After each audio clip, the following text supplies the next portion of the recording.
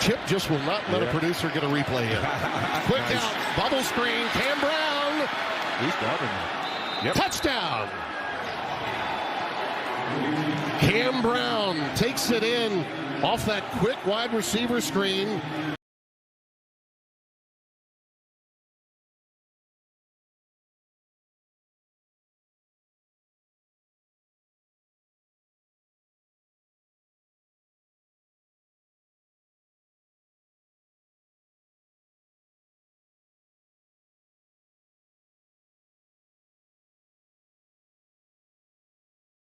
Strangely enough, on all of the things I saw, and I just realized that the mic was muted there. But UW at that point was down 7-3. UCLA got another field goal, and then we had the 4th and 1, the questionable call.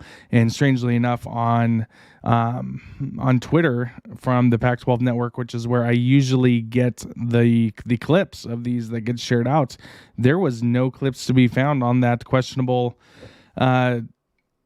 run up the gut for that touchdown. So make it that what you will.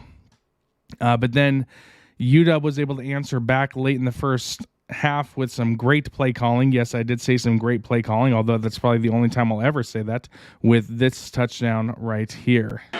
Coming up at halftime, Rob and the guys are in Los Angeles this week. Here's Morris going for the corner. Odunze! Touchdown! Huskies! 26 yards.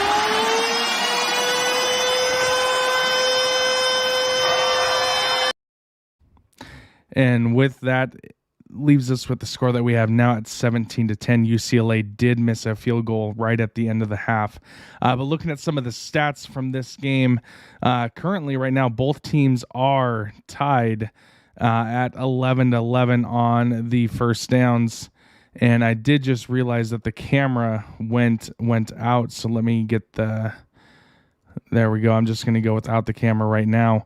But both teams are tied with first downs, both at 11, and rushing attempts. UCLA has 18 rushes for 133 yards. UW has 13 rushes for only 4 yards. Now that right there is a big difference. Only having 4 yards rushing, which is an absolute joke there, if you ask me, to only have those 4 yards rushing, which is a 0.3 yard average. Passing game, UW does have 144 yards passing compared to 117 for UCLA right now. And if we look at the yards per play, UCLA is doubling us at 8 yards, and UW has 4 yards per play there.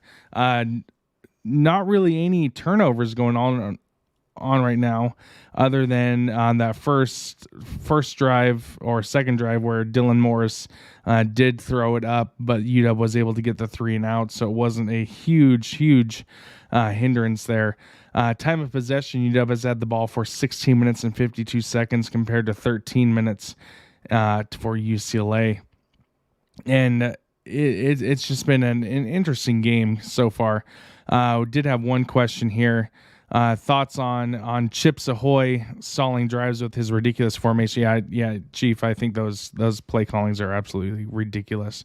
And, he could absolutely be up by a lot more than we are right now. And Chip knows that, I'm sure. But knowing him, he's going to come out in the second half and keep trying to play those ridiculous formations as we go. So that's where we are right now, 17-10 UCLA again, and UCLA will be getting the ball at the half. Looking, excuse me, allergies are getting to me. Looking around the country in the top 25, Bama is taking it to Mississippi State right now, 49-9. Oklahoma taking it to TCU, 45-24. Ole Miss only up by 5 on Tennessee with 7-11 to go in the third. Down in the fourth quarter, NC State is up over Boston College, and not a surprise there at all, 31-7. Georgia taking care of business against Kentucky, 30-13. And, that's where College Game Day was, and there was some pretty good pretty good signs there this morning. I did appreciate some of those "Let's Go Brandon" signs that I saw. Iowa in the big upset of the day. Iowa losing to Purdue 24-7, and Purdue sent out a great tweet earlier today by saying we just beat the number 2 out of Iowa. And I thought that was a hilarious tweet to go out. Cincinnati took care of business against UCF 56-21. Michigan State won a tight one in Indiana 20-15.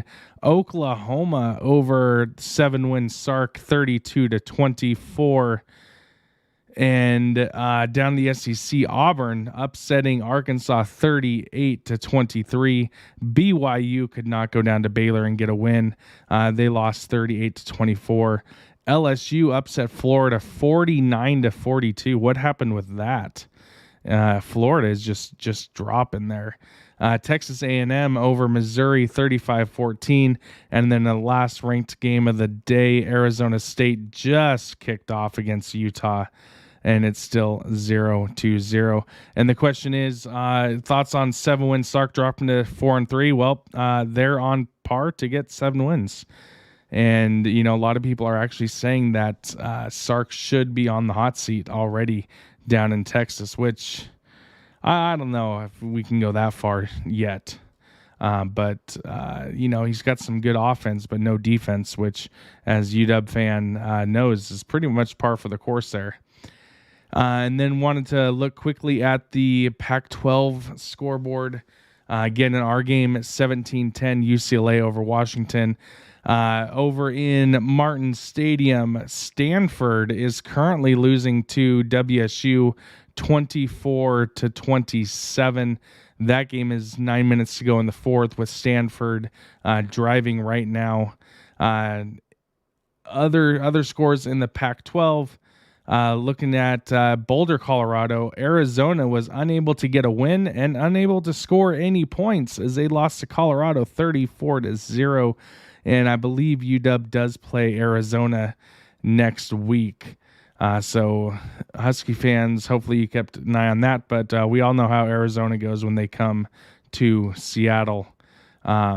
Or actually not come to Seattle, but just anytime when they play UW. But that game is going to be in the desert next week.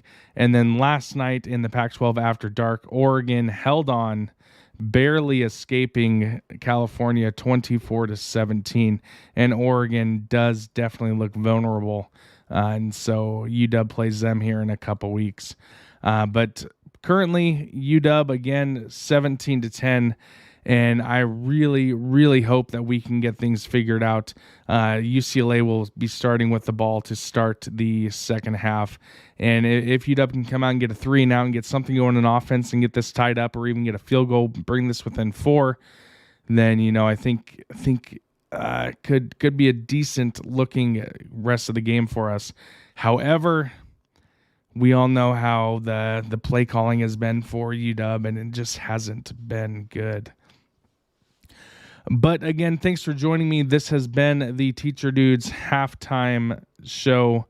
UW, UCLA. I will be back after the game for some brief post-game thoughts, and then back tomorrow for sure for the Steelers versus the Seahawks with my co-host Mark on that one. But until the post-game show, thanks for joining in, and we will see you later.